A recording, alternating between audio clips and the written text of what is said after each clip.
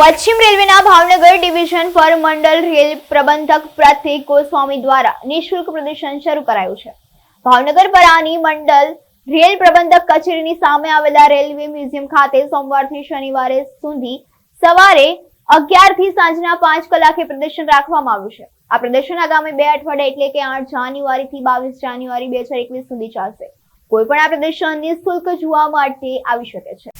આ પ્રદર્શનમાં RDSO અને CLW ના મહત્વના ઉપકરણો સ્થાનિક ઉદ્યોગો સાહસિકો પાસેથી બાંધકામ માટે વિગતવાર ડેમો આપીને જણાવવામાં આવી રહ્યું છે। સ્થાનિક ઉદ્યોગ સાહસિકો દ્વારા ઉત્પાદિત RDSO લખનઉ અને CLW વારાણસીના મહત્વપૂર્ણ અને વિશેષ ઉપકરણો મેળવવા રેલવે દ્વારા વિશેષ અભિયાન ચલાવવામાં આવી રહ્યું છે।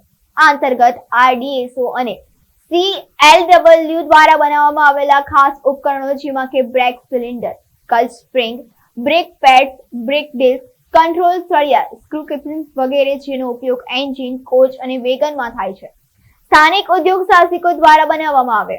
મંડળ રેલ પ્રબંધક ભાવનગર પ્રતીક ગોસ્વામીના માર્ગદર્શન હેઠળ આ પ્રદર્શન યોજવામાં આવ્યું છે। મંડળ રેલ પ્રબંધક પ્રતીક ગોસ્વામીએ જણાવ્યું હતું કે વોકલ ફોર લોકલ અભિયાન અંતર્ગત રેલવેના તમામ મહત્વપૂર્ણ અને વિશેષ સાધનો બનાવવાનું કામ મેક ઇન ઇન્ડિયાની તર્જ પર કરવામાં આવી રહ્યું છે। ભાવનગર મંડળ દ્વારા મેક ઇન ઇન્ડિયાના અભિયાનને વેગ આપવા તેમજ સાધન સામગ્રીના ઉત્પાદન માટે વિક્રેતાઓની સંખ્યા વધારવા પ્રદર્શન યોજવામાં આવ્યું છે। આ માટે રેલવે દ્વારા સ્થાનિક ઉદ્યોગ સાહસિકોને આમંત્રણ અપાયું છે જેથી તેઓ અહીં આવી શકે અને નોંધણી અને અન્ય પ્રક્રિયાઓને સરળતાથી સમજી શકે। પ્રદર્શનના ઉદ્ઘાટન પ્રસંગે ઉપસ્થિત કેટલા ઉદ્યમીઓ મંડળ રેલ પ્રબંધકને મળ્યા અને સ્થાનિક સ્તરે કેટલાક ઉપકરણોના ઉત્પાદન માટે ભાગીદાર બનવાનો વિચાર વ્યક્ત કર્યો હતો। પ્રદર્શનના પહેલા દિવસે ભાવનગરના ઉદ્યમીઓ સહિત 20 જેટલા ઉદ્યોગકારો આવ્યા હતા જે પ્રદર્શનની મોટી ઉપલબ્ધિ છે। આ પ્રસંગે સુનિલ આર બારાપાત્રે અપર મંડળ રેલ પ્રબંધક સહિત મંડળના તમામ વરિષ્ઠ અધિકારીઓ ઉપસ્થિત રહ્યા હતા। Senior divisional material manager Sanjay Kumar Jain की देखरेख हेठळ आ प्रदर्शन योजवामां आव्युं छे। नमस्कार, मैं ये बताना चाहूँगा कि भारतीय रेलवे में हम बहुत तरह तरह के आइटम खरीदते हैं और वो बड़े टेक्निकल और उस तरह के होते हैं जिसमें एक जो वेंडर्स जो सप्लाई करते हैं उन आइटम्स को उनकी एक अप्रूवल रिक्वायर्ड होता है, एक स्पेसिफिकेशन से गुजरते हैं और एक अप्रूवल प्रोसेस होता है।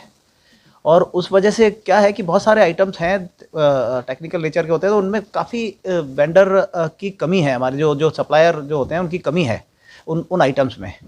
तो जो आज जो हमारी जो हमने जो एक्सरसाइज की है, प्रदर्शनी की है, और ये प्रदर्शनी हमारे ऑनरेबल मिनिस्टर ऑफ रेलवे के डायरेक्शन के हिसाब से हो रही है और सभी डिविजन्स में हो रही है ऑल ओवर इंडियन रेलवेज़। और इसका पर्पज़ ये है कि हम अपने आइटम्स उनको दिखाना चाहते हैं जो रेलवे में आइटम्स बनते हैं और जिनकी ज़रूरत होती है और वो कैसे ख़रीदे जाते हैं और क्या प्रोसेस होता है उसके बारे में जानकारी जाना चाहते हैं। और इससे क्या फ़ायदा हुआ कि जो लोकल इंडस्ट्रीज़ हैं वो उन आइटम्स को देखेंगी और उन आइटम्स को देखकर वो अपनी तरफ से आ सकते हैं और ऑफ़र कर सकते हैं कि हम ये आइटम बना सकते हैं और बना के हमारे जो प्रोसेस में शामिल हो सकते हैं, रेलवे के प्रोसेस में, टेंडरिंग प्रोसेस में और अप्रूवल प्रोसेस में शामिल हो सकते हैं वो। और वो शामिल होने के बाद वो हमारी उनको भी एक मेक इन इंडिया का अवसर मिलेगा और एक हमारा वेंडर बेस बढ़ जाएगा और उससे एक तो जो लोकल इंडस्ट्रीज़ को बहुत फ़ायदा होगा और रेलवे को भी ये फ़ायदा होगा कि हमारा जब कंपटीशन बढ़ेगा तो हमारी कॉस्ट भी कम हो जाएगी।